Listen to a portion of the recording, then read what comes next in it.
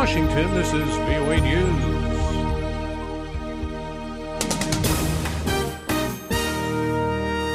I'm Ray Kugiel reporting. U.S. criticizes Israel over Iran.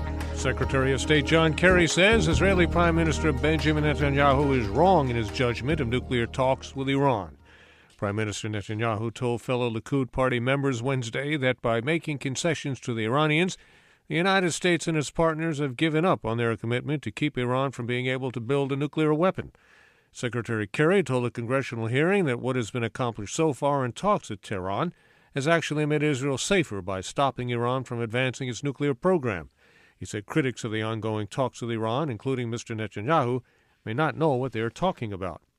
U.S. authorities arrested 3 men Wednesday on charges of plotting to support the Islamic State in Syria and to kill President Barack Obama, police, and FBI agents in the U.S. Officials say all 3 were living in New York, although 2 of them were identified as Uzbekistan nationals and the third a citizen of Kazakhstan. Amnesty International says world governments fail to protect civilians from violence by states and armed groups. In its latest annual report, the human rights organization calls the global response shameful and ineffective. Amnesty International Advocacy Director Steve Crawshaw says one of the most striking failures of 2014 was abuse of the veto by UN Security Council members. This is if you like, a lose-lose situation. The civilians of the world are suffering because of this cozy deal that was cooked up by the powerful members of the Security Council so many years ago. Amnesty International Steve Crawshaw. Amnesty is urging the 5 permanent member states to give up their right to veto action in cases where genocide and other mass killings are being committed. This is VOA News. Russian President Vladimir Putin again warned that Moscow will cut natural gas supplies to Ukraine if Kiev fails to pay in advance for future deliveries.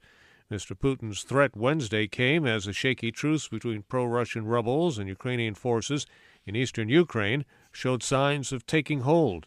Ukraine reported no deaths from hostile fire for the first time since an internationally brokered ceasefire was announced on February 12th. The French satirical weekly Charlie Hebdo is back on the newsstands. It's been 6 weeks since it was targeted by Islamist terrorist attacks. Lisa Bryant has more. Charlie Hebdo is back to business. That is, if a jihadist dog, an enraged pope, and animal caricatures of French far-right leader Marine Le Pen and former President Nicolas Sarkozy can be considered business as usual. They're featured on the cover of Charlie Hebdo's new issue, which hit the newsstands on Wednesday.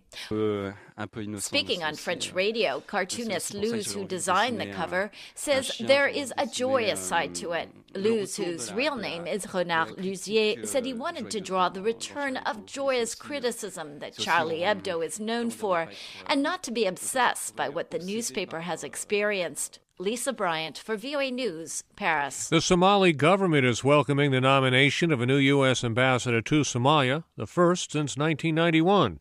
VOA's Gabe Joslow has details. Somali Prime Minister Omar Abdirashid Ali Shamarka says the nomination of Catherine Dhanani represents a very positive moment in relations with the United States. Speaking to VOA by phone from Mogadishu, the Prime Minister's office spokesman Ridwan Haji said the timing of the ambassador nomination is particularly good as the country seeks to cement political reforms outlined in a policy plan known as Vision 2016. If approved by the Senate, Dhanani will be the first U.S. ambassador to the country since the ousting of former dictator Siad Barre plunged the country into civil war.